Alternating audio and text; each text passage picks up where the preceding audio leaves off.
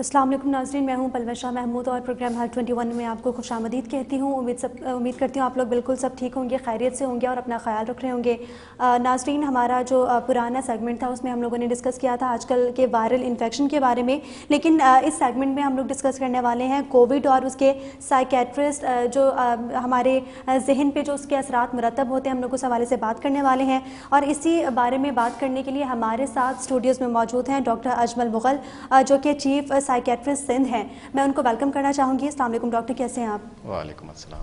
जी doctor, मेरा आपसे सबसे फर्स्ट क्वेश्चन ये है कि कॉमन सिम्टम्स ऐसे कोविड के या फिर ऐसे वायरल इन्फेक्शंस के कौन से हैं जो कि आपके जो है जहनी असर जहन पे जो है वो असरात मुरतब करें?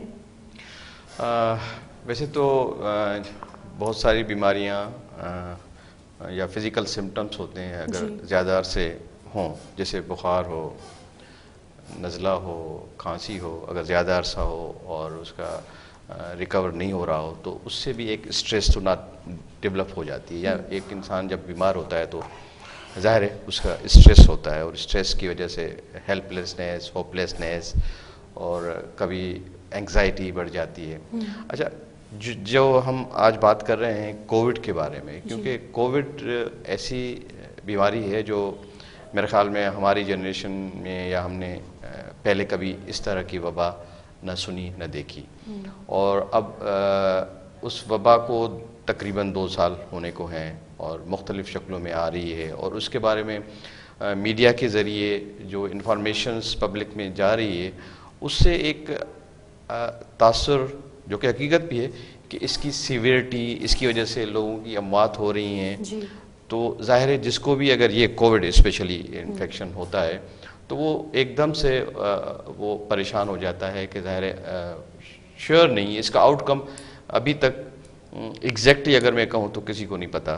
कि कई पेशेंट हैं जिनकी डेथ हो जाती है, कई ऐसे होते हैं जिनको कोविड पॉजिटिव भी है, कोई सिम्टम भी नहीं है, मगर जिसको होता है तो वो उसके लिए एक बहुत बड़ी परेशानी की बात होती है और सीवियर डिप्रेशन में चला जाता है।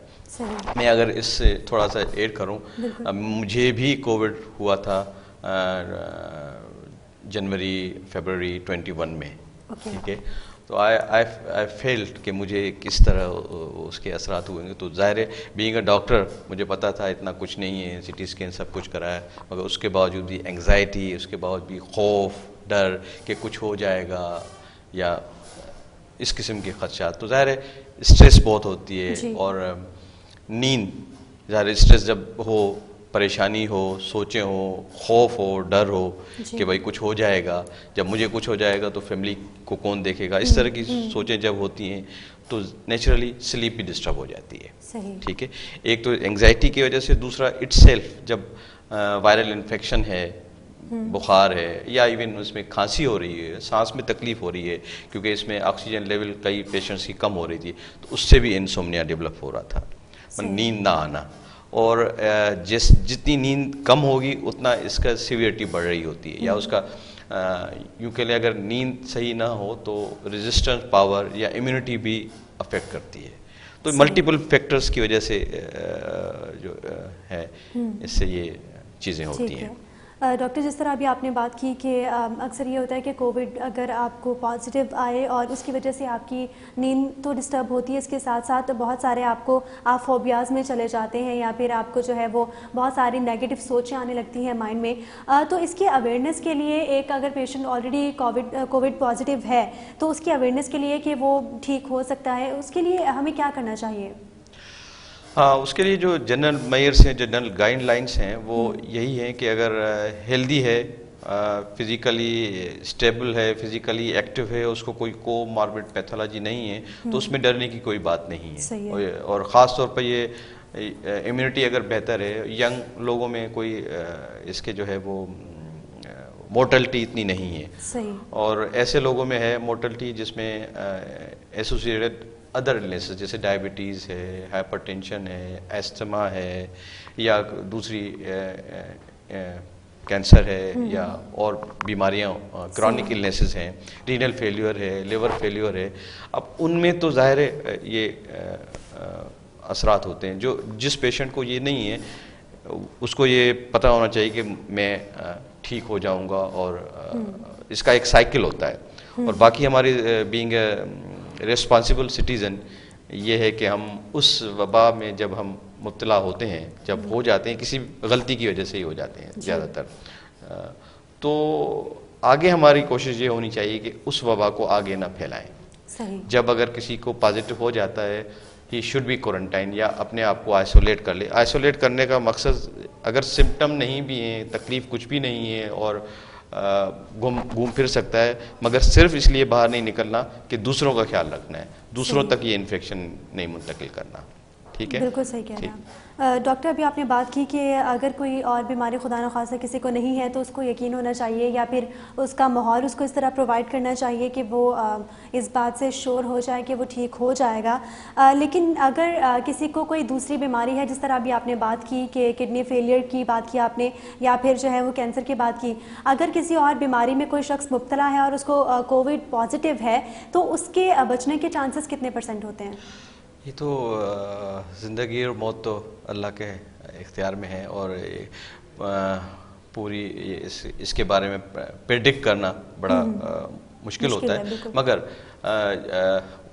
डायबिटीज के पेशेंट भी हमने देखे हैं जो रिकवर कर गए हैं, हाइपरटेंसिव हैं जो रिकवर कर गए, मगर उसको ये है कि अकॉर्डिंग टू देयर कंडीशन उसकी जो भी बीमारियां हैं उसका भी इलाज साथ होता रहे और साथ में साथ इस कोविड का भी, तो ये रिकवर कर जाते हैं। अच्छा, कोविड में जो है हम अभी बात कर रहे हैं क्योंकि कोविड के जो असरात हैं वो आपकी ज़हनी सेहत पे क्या पड़ सकते हैं, तो कोविड में कौन कौन से फोबियाज़ का सामना करना पड़ सकता है? सबसे देखें, फोबिया सबसे कॉमन कोविड में यही होता है कि मौत का खौफ। सही। ठीक है, कि मर न जाऊं। ठीक है, और उसके बाद उसकी फिज़िकल सिम्टम्स की वजह जो तकलीफ़ होती है, ख़ास तौर पर जिन लोगों के लंग्स इन्वॉल्व हो जाते हैं उसमें सांस की तकलीफ़, और ज़ाहिर है उसकी वजह से भी फोबियाज होते हैं। अच्छा, और इसमें जब ये परसिस्टेंट स्ट्रेस में हम जब रहते हैं, मुस्तकिल उसके बारे में सोचते रहते हैं, तो then we go to in depression. Depression मतलब ऐसी कंडीशन जिसमें मायूसी हमें घेर लेती है, जिसमें ऐसा लगता है कि जैसे कोई चीज़ अच्छी नहीं लगती, जिससे किसी से बात करना अच्छा नहीं लगता, और मिलना, चाहे कम्युनिकेट करना, चाहे मिलना इसमें रेस्ट्रिक्शन है, मगर बातचीत करना भी अच्छा नहीं लगता, और खुशी महसूस नहीं होती, उदासी हो जाती है, इवन वीपिंग, जो क्लासिकल डिप्रेशन के सिम्टम्स होते हैं वो इसमें हो जाते हैं। और ये देखा गया है कि अभी भी रिसेंटली मैं आज ही देख रहा था कि इंटरनेशनल मीडिया पे कि 26% जो डिप्रेशन केसेस हैं वो बढ़े हैं कोविड की वबा में, 26%, और 28% एंग्जाइटी के केसेस बढ़े हैं। और इसी तरह साइकोसिस, शिज़ोफ्रेनिया, जितने भी साइकेट्रिक डिसऑर्डर्स हैं उनका जो है इंसिडेंस बढ़ा है इस वबा के दौरान। वैसे भी है, मगर इसकी वजह से, ये इस वबा के असरात की वजह से साइकेट्रिक इलनेसेस पूरी दुनिया में, न सिर्फ हमारे मुल्क में, पूरी दुनिया में इनका रेशो बढ़ा है। सही। डॉक्टर, अगर कोविड को हटा के सिर्फ साइकेट्रिक डिसऑर्डर्स की बात की जाए तो पाकिस्तान नहीं, पूरी दुनिया में वैसे ही साइकेट्रिक डिसऑर्डर्स बहुत ज़्यादा हैं। जिस तरह आपने बताया कि मायूसी महसूस होना, या फिर किसी खुशी का महसूस ना होना, या फिर आप गैदरिंग्स को अवॉइड करते हैं, तो उसके लिए क्या करना चाहिए? मतलब कोविड तो काफ़ी बाद में आया, लेकिन पाकिस्तान में अगर देखा जाए तो रेशो एक बड़ी तादाद में मौजूद है जो कि लोग डिप्रेशन या एनजाइटी के ऑलरेडी पेशेंट हैं, तो उस सूरत में उनको क्या करना चाहिए? उस सूरत में ज़ाहिर है एक मुस्तनद अपने इलाके के डॉक्टर से रुजू करना चाहिए। पहली फुर्सत में जो भी आप क्वालिफाइड डॉक्टर हैं उनसे रब्ता करें, वो आपको गाइड कर सकता है। अगर क्योंकि पेशेंट इतने ज़्यादा हैं, अभी WHO की रिकमेंडेशन है कि ये डिप्रेशन या एंग्जाइटी फैमिली फिजिशियन को ही ट्रीट कर लेना चाहिए, क्योंकि साइकेट्रिस्ट हमारे मुल्क में बहुत कम है। फिगर इतनी है कि टोटल 600 हैं अभी पूरे मुल्क में साइकेट्रिस्ट, जबकि हमारी ज़रूरत है 9 से 10 हज़ार की, जो कि अभी नियर फ्यूचर में हम शायद इसको अचीव नहीं कर सकें, क्योंकि जैसे ही पॉपुलेशन बढ़ेगी और इसकी ज़रूरत होगी। तो ये है कि कोई भी आपका रजिस्टर्ड मेडिकल प्रैक्टिशनर जो क्वालिफाइड डॉक्टर हैं, आप दूसरे लोग भी बैठे हैं उनके पास तो नहीं, इनके पास जाएं तो वो भी अगर माइनर डिप्रेशन है या एंग्जाइटी है तो उसका वो इलाज कर सकता है। जहां वो समझता है कि वो नहीं कर सकता तो वो रेफर कर देता है साइकेट्रिस्ट को। ठीक। डॉक्टर, ओसीडी और कोविड का क्या रिलेशन है? ये बड़ा अच्छा सवाल आपने किया है, कोविड का और ओसीडी का। मैं सॉरी आपको इंटरप्ट करते हुए ये पूछना चाहूँगी कि आप काइंडली ओसीडी को भी एक बार जो है वो एलैबोरेट कर दें। अच्छा, हाँ, ओसीडी जो है ऑब्सेसिव कंपल्सिव डिसऑर्डर इसका नाम है। इसमें मरीज को ऑब्सेशन मींस थॉट, सोच की लेवल पे रिपीटेशन होती है, मतलब एक सोच बार बार आ रही है जो कि उनके दिमाग से निकल नहीं रही, और मरीज चाहता है कि मैं नहीं सोचूं, कोशिश भी करता है कि वो सोच ना आए, मगर फिर भी वो सोच आती है। इसको हम ऑब्सेशन कहते हैं, रिपीटेशन ऑफ थॉट्स। वो किसी भी किस्म के हो सकते हैं, अजीब से भी हो सकते हैं, इवन सुपरस्टिशियस भी हो सकते हैं। अच्छा, दूसरा इसका पार्ट है कंपल्सिव मतलब एक्ट्स में। जैसे ये वो मरीज होते हैं ओसीडी के जिसमें जैसे कॉमन हमने जो देखा है हाथों को साफ करना, बार बार साफ करना, और ये वहम होना कि शायद जो है जरासीम लग गए हैं, और मरीज को पता होता है कि मैं गलत कर रहा हूँ, कोशिश करता है कि नहीं करूँ, मगर फिर भी वो उसको रिपीटेडली वॉश करता है। अब इसको हम अगर थोड़ा सा कोविड के साथ रिलेट करें तो चूंकि हम जब से ये वबा आई है तो हम मीडिया के ज़रिए से या इवन दूसरे ज़रिए से यही एजुकेट कर रहे हैं लोगों को, सफाई का ख्याल रखें, बार बार हाथ धोएं, जो कि इस वबा से बचने के लिए ज़रूरी है। मगर दूसरी तरफ ये बीमारी भी जिसका मैंने आपको जिक्र किया ओसीडी, उसमें होता यही है कि रिपीटेशन होती। हम एक तरफ ये फैला रहे हैं कि भाई बार बार हाथ धो, दूसरी तरफ एक मरीज़ है या जिसको पहले थोड़े से सिम्टम थे, तो हमने देखा है, मैंने खुद अपनी प्रैक्टिस में देखा है कि ये बीमारी भी ज़्यादा बड़ी है। सही, ओसीडी। ठीक, अभी आपने ओसीडी के बारे में बात की कि ये रिपीटेशन बहुत ज़्यादा होती है। अगर बात कर ली जाए इंसोम्निया की, तो वो कोविड में क्या जो है वो साइड इफ़ेक्ट्स हो सकते हैं इसके? किस चीज़ के? इंसोम्निया की बात अगर की जाए तो। हाँ, इंसोम्निया तो मैंने जैसे अब पहले बात की थी कि नींद का ना आना, इसको इंसोम्निया कहते हैं, या नींद फ्रेश नींद ना हो, बार बार आँख खुल जाए, या बिल्कुल पूरी रात ना सो सके, ये इंसोम्निया की मुख्तलिफ इकसाम है। ये एंग्जाइटी में भी होती हैं, डिप्रेशन में भी होती हैं जी, और अगर कोई सीवियर स्ट्रेस हो कोई भी, उसकी वजह से भी होती हैं। और कोविड में भी या क्रॉनिक इलनेस या जिसमें ज़्यादा शदीद सिम्टम्स होते हैं उसमें भी इंसोम्निया हो सकती है। अच्छा, दूसरा इंसोम्निया का अपना जो इफ़ेक्ट है हमारी बॉडी पे, ज़ाहिर है अगर नींद पूरी नहीं होगी तो फिज़िकल वीकनेस, इम्यूनिटी की कमी, और इस इंसोम्निया की वजह से और एंग्जाइटी बढ़ जाना, डिप्रेशन बढ़ जाना, इवन ओसीडी भी इससे। ठीक डॉक्टर, साइकेट्रिक डिसऑर्डर्स को अगर हम लोग अवॉइड करना चाहते हैं तो उसके लिए हमारी डाइट जो है वो क्या रोल प्ले कर सकती है, और हमें अपनी डाइट किस तरह रखनी चाहिए? और अगर खुदा न खास्ता अगर आपको कोविड के सिम्टम्स जो है वो पता चल गए हैं, आपको डायग्नोस हो चुका है, उसके बाद जो है हम लोग साइकेट्रिक डिसऑर्डर से बचने के लिए अपनी डाइट क्या कर सकते हैं? डाइट तो सादी और सिंपल डाइट होनी चाहिए। सही।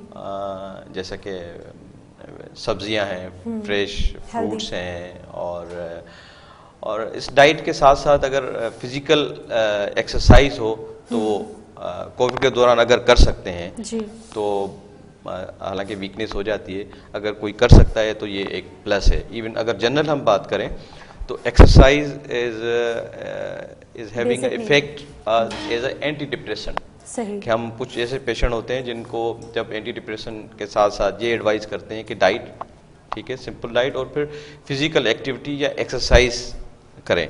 एक्सरसाइज के साथ भी वो बॉडी से वो हार्मोन्स एंडोर्फिन रिलीज होते हैं जो कि डिप्रेशन को या मूड को बेहतर करते हैं। तो ये पॉजिटिव है, ये प्लस पॉइंट है जी।